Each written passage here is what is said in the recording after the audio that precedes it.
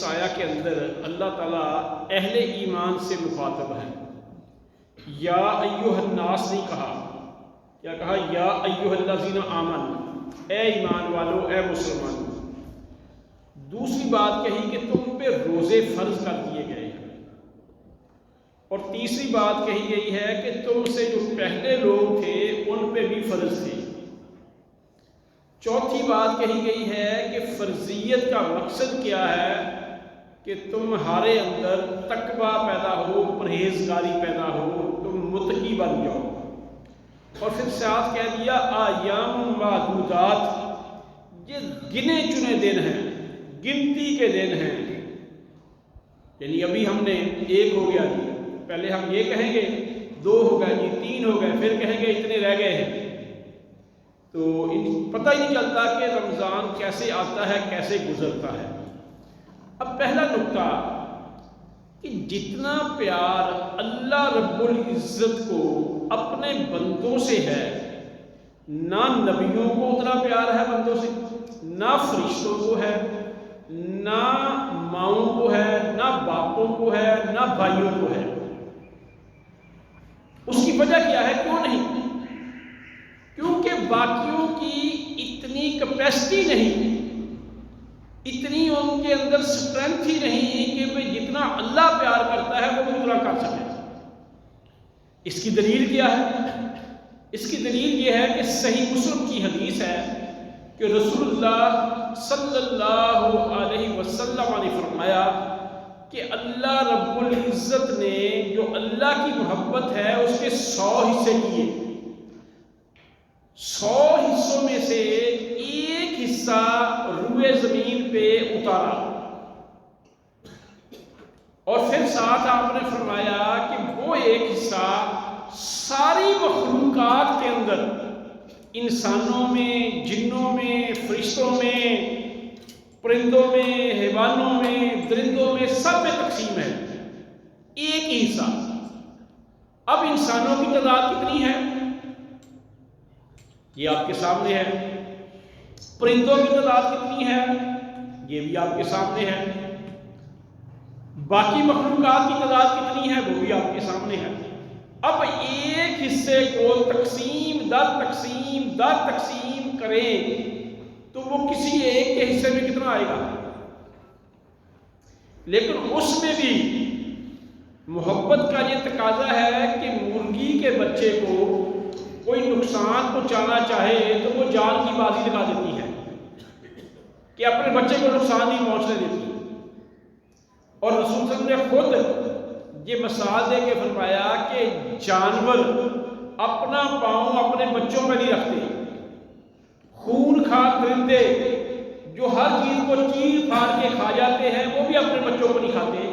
وہ جو ایک حصہ اللہ نے روئے زمین پہ اتارا ہے جو آگے ساری مخلوقات میں تقسیم ہے، یعنی بھیڑیے کتنے ہیں، شیر کتنے ہیں، چیتے کتنے ہیں، سانپ کتنے ہیں، بچھو کتنے ہیں، پھر آگے انسان کتنے ہیں، جن کتنے ہیں، فرشتے کتنے ہیں. باقی حصے محبت اللہ کے پاس ہے. اب جو اللہ اتنی محبت کرتا ہے پھر وہ چاہے گا کہ میرے بندے کو تکلیف ہو.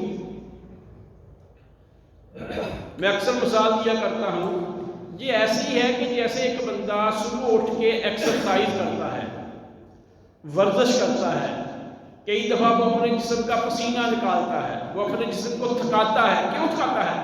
جسم کے فائدے کے لیے، اپنی صحت کی بہتری کے لیے. بعین ہی اللہ نے یہ روزہ ہمارے ہی فائدے کے لیے رکھا ہے، جس کے لیے میں نے پہلے بھی کہا تھا کہ آج کل انٹرمیٹنٹ کا ہوتا ہے کہ وقفے سے کھانا، لمبے وقفے تک نہ کھانا، پھر کھانا، پھر لمبے وقفے تک رک جانا، پھر کھانا. اس فاسٹنگ کہتے ہیں. اس کے میڈیکل اتنے فوائد دینے گئے ہیں کہ ان کی حد کوئی نہیں. بلکہ آج کل یہ طریقہ علاج کے طور پر چلتے ہیں. تو ہم یہ جو روزے رکھتے ہیں رمضان کے، صبح کھاتے ہیں، شام کو پھر دوبارہ کھاتے ہیں، درمیان میں جو وقفہ ہے اسی کو کہتے ہیں. اس میں بڑی ریسرچز ہے. تو بلکہ یہ تو ایک سادگی چیز ہے، لیکن اصل میں تو ہمارے مالک، ہمارے رازق جس کے دربار میں ہم نے دوبارہ حاضر ہونا ہے اس کا آرڈر ہے بس، اس لیے ہم اس پہ عمل کرتے ہیں۔ اب دوسری چیز ہوتی ہے، کئی دفعہ کوئی بندہ پابندی اس لیے لگا دیتا ہے کہ ان کے وسائل تھوڑے ہوتے ہیں، ان سے وہ کام مینج نہیں ہوتا۔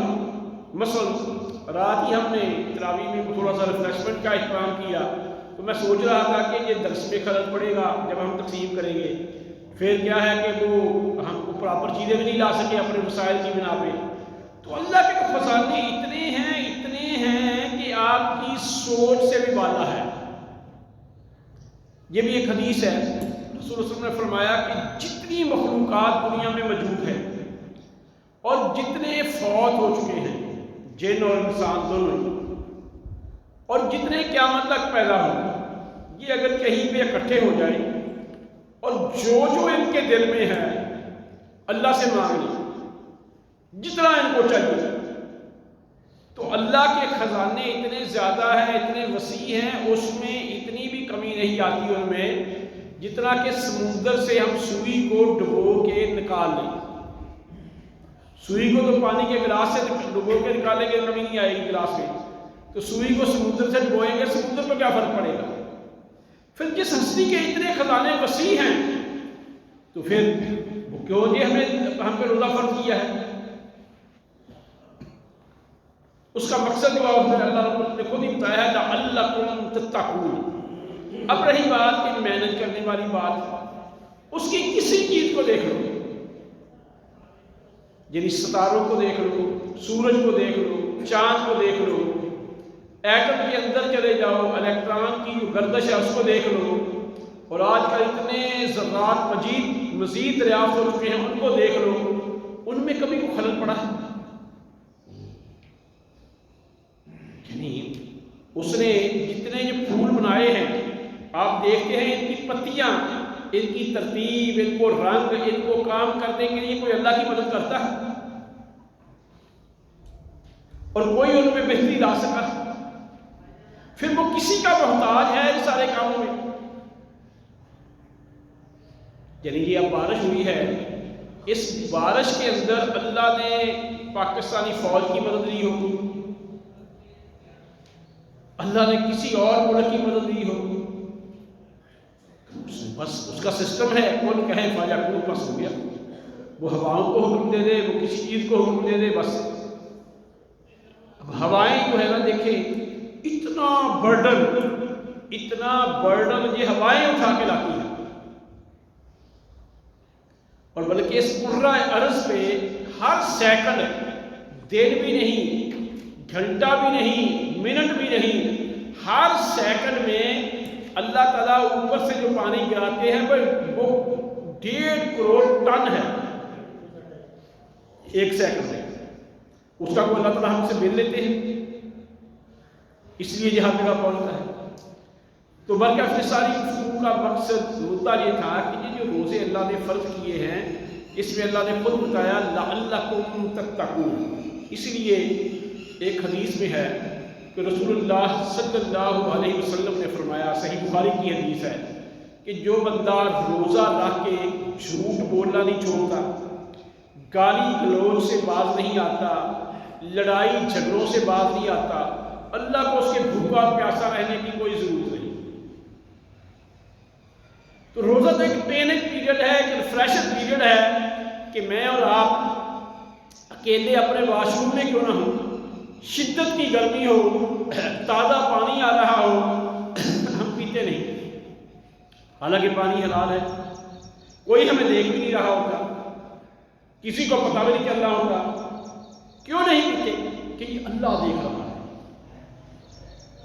ہم کچن میں اکیلے ہوتے ہیں، تنہا ہوتے ہیں، جتنی مرضی بھوک ہو، ساری چیزیں سامنے پڑی ہوں، ہم کھاتے نہیں، کیوں نہیں کھاتے؟ اللہ دیکھ رہا ہے۔ اب میرے بھائی، ایسے ہی دیگر کاموں میں کیا رمضان کے علاوہ اللہ رب العزت نہیں دیکھتے؟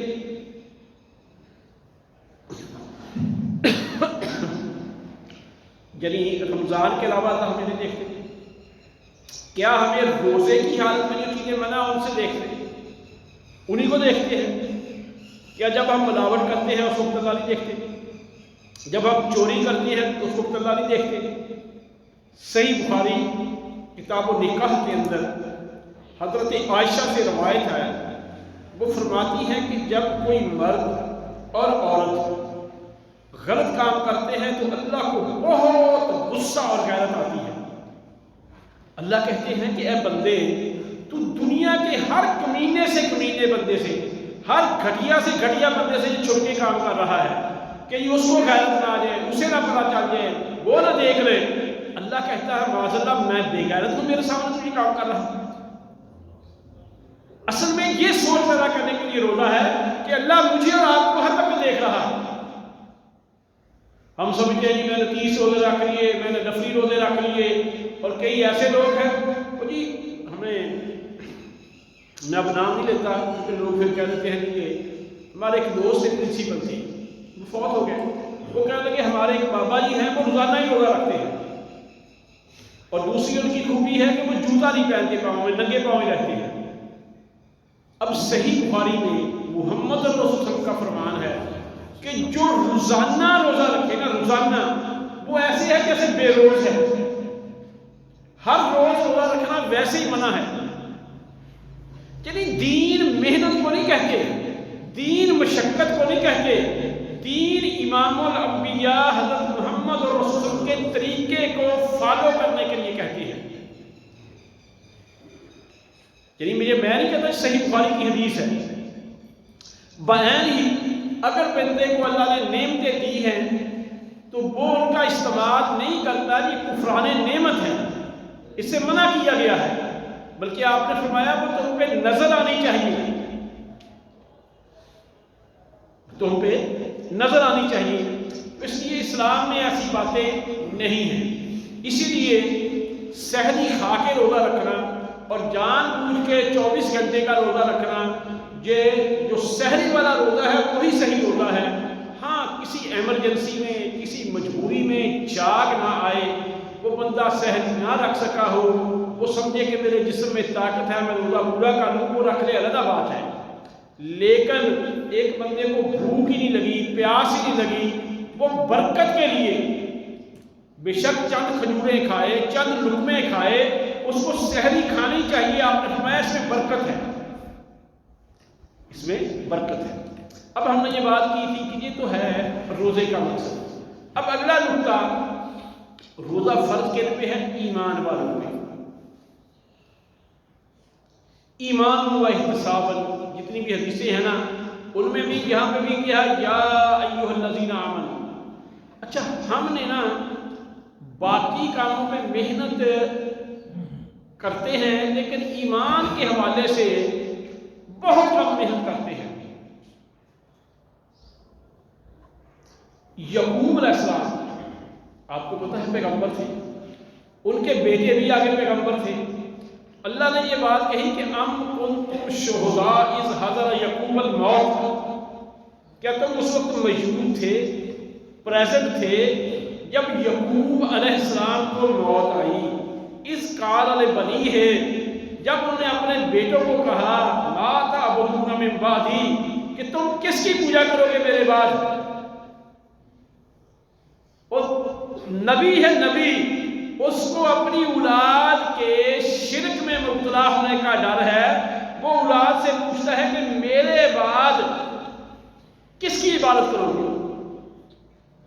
یہ ہم نے باہر بورڈ پہ بھی حدیث لگائی گئی ہے کہ یعنی شرک، بندے کے ٹکڑے ٹکڑے کر دیا جائے، بندہ قتل کر دیا جائے تو بندہ شرک نہیں کر سکتا، یہ بہت بڑا گناہ ہے۔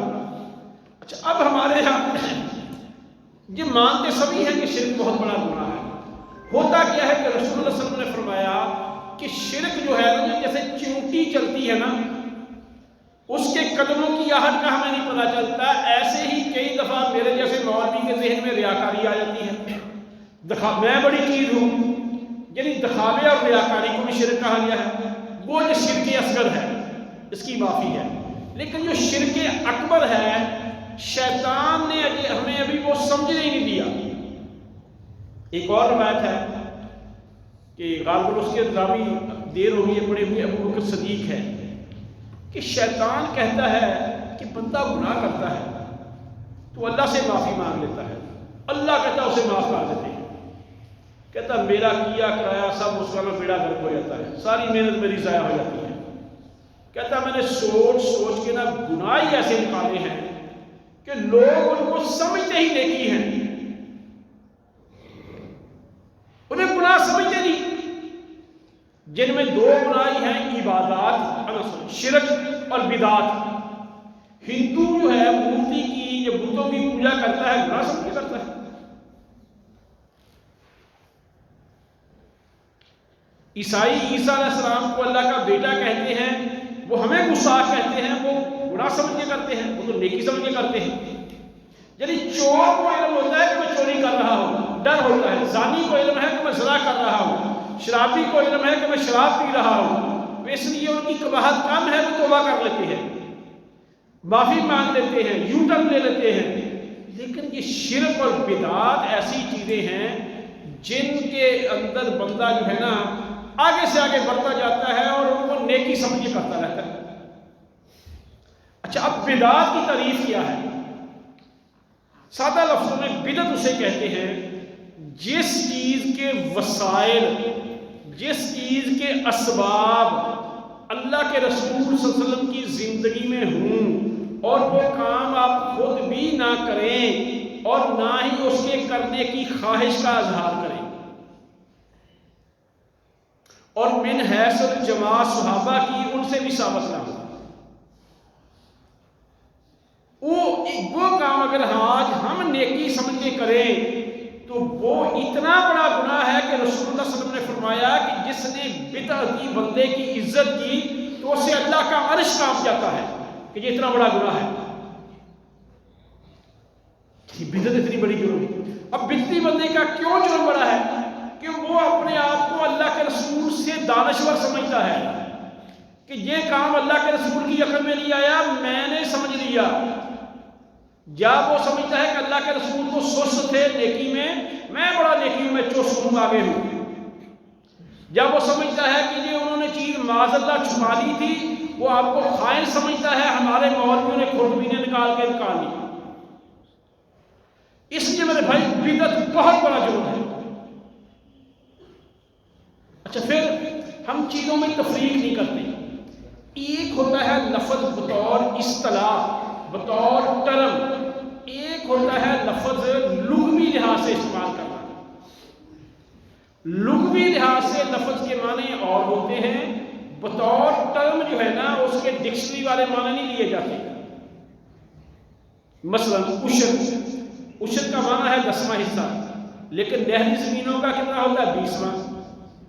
اس کو بھی عشر ہی کہتے ہیں، 20 نہیں کہتے، کیونکہ بطور ٹرم استعمال ہوا۔ الصلاۃ، ہم وزن کہتا ہے حی علی الصلاۃ، حی علی الصلاۃ، صلاۃ کے معنی ہوتا ہے دعا، لیکن جہاں بطور اصطلاح کے جو پراپر طریقہ ہے نماز کا، اس طریقے سے آپ نماز پڑھنے کے لیے آؤ۔ بعین ہی بدعت، ہمارے ہاں کچھ لوگ تراویح کو کہتے ہیں کہ یہ بدعت حسنہ ہے، اور بھئی یہ انہوں نے لفظی لحاظ سے کہا تراویح بدعت ہے ہی نہیں۔ کیوں نہیں؟ کہ محمد رسول اللہ صلی اللہ علیہ وسلم نے 3 دن بعد جماعت خود پڑھائی ہے، چوتھے دن کیوں نہیں پڑھائی؟ آپ نے کہا کہیں تم پہ فرض نہ ہو جائے، یہ مجھے ڈر ہے۔ لوگوں کی سہولت کو پیش نظر رکھتے ہوئے آپ نے یہ بھی فرمایا کام بڑا اچھا ہے، کام کرنے کی خواہش کی، کام کو اچھا کہا اور کہا کہیں تم پہ فرض نہ ہو جائے۔ تو آپ نے 3 دن کی۔ عمر بن خطاب نے جب دیکھا کہ لوگ اکیلے اکیلے پڑھتے ہیں، قرآن سب کو تھوڑا سارا یاد نہیں، انہوں نے ابی بن کعب اور تمیم داری کو آرڈر دے کے باجماعت شروع کر۔ اب یہ بھی بات خود اللہ کے رسول نے فرمائی ہے کہ میری سنت اور میرے خلفائے راشدین کی سنت، میری سنت اور میرے خلفائے راشدین کی سنت کو لازم پکڑو۔ تو خلفائے راشدین میں عمر بن خطاب بھی شامل ہے، وہ تو اللہ کے رسول کے فرمان کے مطابق ہے، یہ بدعت کیسے ہوگی؟ اس لیے حضرت عمر نے اللہ کے رسول کی جو خواہش تھی کہ یہ کام بڑا اچھا ہے، جس وجہ سے آپ نے نہیں پڑھائی، جب وہ وجہ ختم ہوگی کہ یعنی اب نئی وحی نہیں آ سکتی، اللہ کے رسول چلے گئے ہیں، دین مکمل ہو گیا، دین میں امینڈمنٹ نہیں ہو سکتی، انہوں نے باجماع شروع کر دی۔ اور اس سے ہی پھر اجماع امت کی ایک بہت بڑی دلیل ہوتی ہے۔ خود رسول صلی اللہ علیہ وسلم نے فرمایا کہ میری ساری امت کسی غلط کام پہ اکٹھی نہیں ہو سکتی۔ اس وقت سے ہی امت مسلمہ کی ساری جماعتیں، سارے گروہ، سبھی سے اس وقت سے تراویح پڑھ رہے ہیں۔ اس لیے ان ساری چیزوں کو دیکھتے ہوئے یہ بدعت بنتی نہیں۔ تو یہ حضرت عمر نے جو کہا تھا وہ لفظی لحاظ سے کہا تھا، بطور ٹرم یا بطور اصطلاح ایسے نہیں کہا۔ اب رہی بات میرے بھائی، اگلی بات جو کہنا چاہتا ہوں کہ یہ سنت کیا ہے؟ ایک ہے نوافل۔ نوافل کا مطلب ہوتا ہے آپ کی اپنی مرضی، کہ میں مسجد میں آیا ہوں، میرا دل کرتا ہے نفل پڑھوں، کتنے پڑھوں؟ میری طبیعت 2 پڑھنے کو چاہتی ہے، میں 2 پڑھ لوں، میری طبیعت 6 پڑھنے کو چاہتی ہے، 6 پڑھ لوں، میرا دل کرتا ہے میں 8 پڑھ لوں، جو مجھ پہ پابندی نہیں ہے۔ تو نفلی عبادت میں پابندی نہیں ہوتی۔ مسنون جو عبادتیں ہوتی ہیں ان میں ہم جمع تفریق یا فرض نماز جمع تفریق نہیں کر سکتے، کمی بیشی نہیں کر سکتے۔ ان میں صرف اتنا ہی ہے کہ نماز کے اندر قرات زیادہ کر لیں، قرات کم کر لیں، یہ بھی اللہ کے رسول سے ثابت ہے موقع محل کی نسبت سے۔ تو اب رہی بات کہ میرے بھائی ہمارے ہاں کچھ باتیں معروف ہو جاتی ہیں، ہم دیکھتے ہی نہیں کہ ہمارے بزرگوں نے کیا کہا، ہمارے اسلاف نے کیا کہا، ہمارے بڑوں نے کیا کہا۔ پھر دوسری بات ہے کہ ہمیں بہت ساری چیزوں سے روکا گیا۔ ایک تو میں یہ رمضان کے اندر یہ شہر رمضان الذی انزل فیہ القرآن، اس میں قرآن نازل کیا گیا ہے۔ آج کل بہت سارے لوگوں نے قرآن، یعنی اچھا ٹیچر ہوتا ہے وہ ریسرچ کرتا ہے کہ میں نے اپنی چیز، اپنا پیغام، اپنا جو سبجیکٹ ہے بچوں کو سمجھانا ہے آسان انداز سے، آسانی سے کیسے سمجھا دوں۔ ایسے ہی قرآن کو آگے سمجھانے کے لیے، لوگوں کے لیے عام فہم کرنے کے لیے بہت سارے لوگوں نے کام کیا ہے۔ تو میں نے پہلے بھی شاید بتایا ہوگا، انڈیا کے ایک عالم ہیں، پی ایچ ڈی ڈاکٹر ہیں وہ، انہوں نے قرآن پاک کے صرف 125 لفظ ایک صفحے پہ لکھے ہیں، اور وہ قرآن میں 40,000 مرتبہ دہرائے گئے ہیں، اور وہ تقریباً آدھا قرآن ہے۔ وہ بندہ، آپ جتنے بھی ہیں اگر ابھی بیٹھ کے پڑھیں گے، گھنٹہ 2 گھنٹے لگائیں گے، وہ آپ کو 125 لفظ یاد ہو جائیں گے۔ انہوں نے ہی اپنی اس پیج میں آپ کو شیئر کر دوں گا، لنک دیے ہوئے ہیں، ان کی چھوٹی چھوٹی ویڈیوز ہیں، انگریزی میں بھی اور اردو میں بھی، وہ نیٹ سے مل جاتی ہیں، میرے پاس بھی اگر لینا چاہے کوئی، تو وہ انہوں نے بڑے آسان طریقے سے، بڑے تھوڑے عرصے میں، دیکھیں ایک ہے مفسر بننا، مفتی بننا، فقیہ بننا، محدث بننا، وہ تو اسپیشلائزیشن، وہ تو جتنی مرضی کسی فیلڈ میں بڑھتے جائیں، لیکن ایک ہے آپ کی بنیادی ضروریات کے مطابق کام، کہ آپ کو کوئی بندہ گمراہ نہ کر سکے، آپ کو شیطان داؤ نہ لگا سکے۔ تو میرے بھائی یہ اس مقصد کے لیے ہے۔ اب رہی بات، میں 2-3 جملے کہوں گا، اگر ہم اپنے اسلاف کے طریقوں پہ غور کریں، جتنے بھی بھائی بیٹھے ہیں آپ اپنے گریبان میں جھانکیں کہ جتنی بھی آپ نے سکول کالج کی تعلیم حاصل کی ہے، کیا کہیں قرآن کے اندر یا کہیں آپ نے احادیث کے اندر، کہیں سیرت کی کتاب کے اندر آپ نے آج تک کہیں پڑھا ہے کہ ایک نبی نے سابقہ نبی کا میلہ لگایا ہو، اس کی کو قوالیاں کی ہوں، کوئی اس طرح کا سسٹم ملتا ہو، سالانہ برسی منائی ہو، سالانہ عرس لگایا ہو؟ حضرت خدیجہ رضی اللہ تعالیٰ عنہا، آپ کی زوجہ محترمہ ام المومنین، آپ کی زندگی میں تقریباً آپ کے جانے سے 10 سال پہلے فوت ہو گئی، بلکہ 13 سال کے قریب۔ اتنی مرتبہ ان کا دن آیا، آپ نے کوئی ان کا سالانہ فنکشن نہیں کیا، کہیں تذکرہ نہیں ملتا قرآن و حدیث میں۔ پھر سید الشہداء حضرت حمزہ رضی اللہ تعالیٰ عنہ، جو بہت عظیم انسان تھے، احد کے میدان میں شہید ہوئے تھے۔ احد کی جنگ 3 ہجری کو ہوئی تھی، محمد الرسول صلی اللہ علیہ وسلم 11 ہجری کو دنیا سے گئے، 8 سال ان کی شہادت کا دن آتا رہا، بلکہ سارے شہدائے احد کا دن آتا رہا۔ کبھی ان کا کبھی سارے ایک دن شہید ہوئے تھے نا، ان کا کوئی اکٹھا فنکشن کہیں ہوا ہے آج تک؟ بھائی صحابہ کی زندگی میں یہ دن آئے ہیں، کیا میں اور آج کے مولوی ان سے زیادہ دانشور ہیں؟ تو پھر بدعت کنہیں کہتے ہیں؟ پھر یہ ہمارے ہاں جو عام زندہ ہے ان کو پینے کے لیے پانی نہیں ملتا، جو زندہ ہے ان کو پہننے کے لیے کپڑا نہیں ملتا۔ ابو بکر صدیق رضی اللہ عنہ جب دنیا سے جا رہے تھے، حضرت عائشہ نے رونا شروع کر دیا۔ انہوں نے کہا کہ بیٹی آپ ام المومنین ہیں، آپ کیوں رو رہی ہیں؟ کہتی میں رو اس لیے ہوں کہ نبی کا یار غار جا رہا ہے، پہننے کے لیے کفن بھی نیا نہیں پرانا ہے۔ تو انہوں نے کہا کہ بیٹا اگر عمل اچھے ہوں نا، نئے اور پرانے کفن سے کوئی فرق نہیں پڑتا، مجھ سے جو زندہ لوگ ہیں ان کو نئے کپڑوں کی زیادہ ضرورت ہے۔ ابو بکر صدیق سے کوئی بڑا بزرگ تھا۔ تو میرے بھائی ہم کن خطوط پہ چلے ہوئے ہیں، کن لائنوں پہ چلے ہوئے ہیں؟ اگر کوئی بھائی بات کرے اسے کہہ دیتے ہیں گستاخ۔